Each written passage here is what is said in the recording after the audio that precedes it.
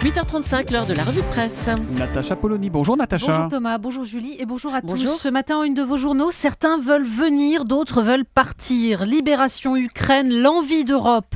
Le Figaro, ces jeunes qui ne voient plus leur avenir en France. Les jeunes sont sacrifiés, mais on pense aux femmes. Les Échos, imposition des couples, le nouveau débat fiscal. Et cette idée que la fin du quotient conjugal inciterait au travail des femmes. Et l'opinion, comment les femmes conquièrent le pouvoir. Jeudi, c'est aussi le jour de sortie des hebdos et cette semaine, c'est une incontournable avec photos noir et blanc. Le Nouvel Observateur, c'était Mandela. Et Le Point qui retrouve pour l'occasion un peu sa mise en page historique, un fin cadre rouge, une photo couvrant toute la une et dans un coin, Nelson Mandela, 1918-2013.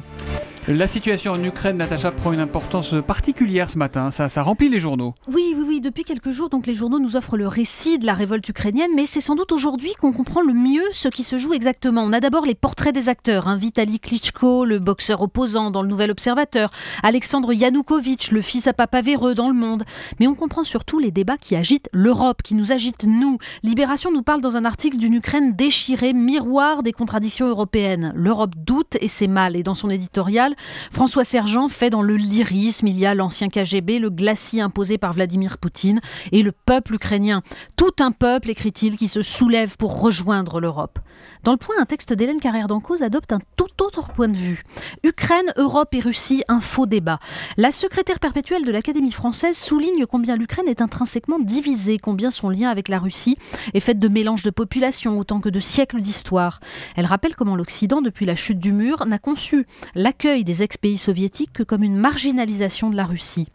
Si les pressions de Poutine sur l'Ukraine ne sont guère acceptables, écrit-elle, celles plus feutrées de l'Europe ne le sont guère davantage. Les Européens veulent ignorer la Russie alors qu'il dépendrait d'eux, en la prenant en considération, de permettre à l'Ukraine de choisir paisiblement son destin.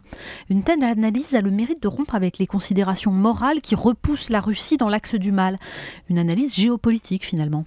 Sinon, dans la presse, c'est le retour de Nicolas Sarkozy. Oui, alors s'il existait en France 2-3 malheureux isolés qui l'ignoraient, donc Nicolas Sarkozy veut revenir. Nouvel épisode ce matin sur le retour du Messie. Il y a le sondage exclusif du Figaro Magazine de ce week-end. 71% des sympathisants de l'UMP souhaitent qu'il soit le candidat du parti à l'élection présidentielle. En même temps, c'est son parti. Oui, d'accord. Enfin, ça, c'est un petit coup pour François Fillon et Alain Juppé.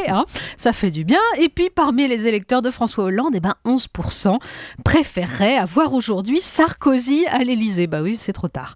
Bon, il y a la une de Valeurs Actuelles, opération retour, les secrets de son offensive, avec les éternelles considérations d'un Henri Guénaud sur les circonstances qui seules décideront. Il reviendra par devoir s'il y a un appel. Oui, à force de guetter De Gaulle, on s'invente juin 40 et mai 58 en même temps. Et puis, dans Le Point, on a le nouveau récit des défilés rue de Miromesnil. Le tonton flingueur de la rue de Miromesnil avec dialogue d'Audiard. La vérité, c'est qu'il n'y a pas de fillonistes, il n'existe pas. Comme il n'y a pas de copéistes, il n'y a que des sarkozystes et des déçus. Oui, en fait, il a raison, mais il y a surtout des déçus. Il y a cette petite phrase dans Le Point qui l'aurait dite à un proche. La question n'est pas de savoir si je veux ou ne veux pas revenir. Je ne peux pas ne pas revenir, tu comprends. Je n'ai pas le choix, c'est une fatalité. C'est terrible pour lui, c'est très dur. Quand même, quel destin.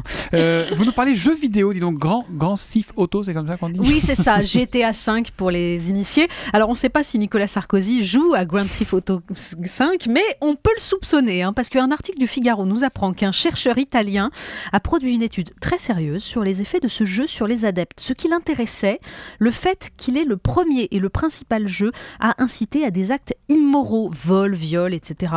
Or, après y avoir joué, les jeunes gens testés ont davantage tendance à tricher ou agresser les autres, même quand ils montraient avant le jeu un faible degré de désengagement moral, c'est-à-dire cette façon de ne pas se sentir concernés par les règles communes. En fait, même les gens moraux sont attaqués.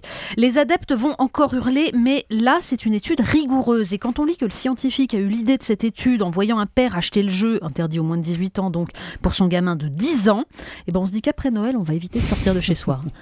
On parle urbanisme et écologie en Afrique également. Oui, ça, c'est ce qu'il faut lire dans Le Monde. Une page consacrée aux erreurs écologiques commises en Afrique, c'est très intéressant. D'abord, une brèche creusée dans une digue naturelle au Sénégal qui est en train de livrer à la montée des eaux tous les villages autour de Saint-Louis. Une erreur absolument majeure et complètement idiote. Et puis cette réflexion sur l'urbanisme, hérité de la colonisation et qui a adopté les normes adaptées au climat occidental. On se dit que pendant que la Centrafrique se déchire, le continent a encore tout à faire pour se libérer de son histoire.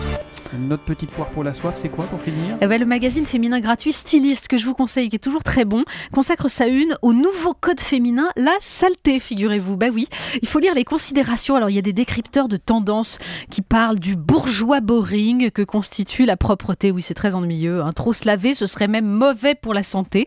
Témoignage en extase d'une directrice anglaise de ligne de vêtements qui a arrêté de se laver les cheveux depuis 6 semaines. Je n'aimerais pas la croiser. Il y a même des filles qui se réunissent pour déguster des fromages qui puent. Alors pour ça, moi, je ne les ai pas attendues. Mais bon, l'énergie créatrice du sale, je suis moins sûre. Si en plus les filles viennent de jouer à GTA 5, ça va devenir violent. Mais la ministre de l'Éducation homme-femme sera contente. Elles sont enfin l'égale des hommes. Pour le meilleur et pour le pire. Merci Natacha Polony.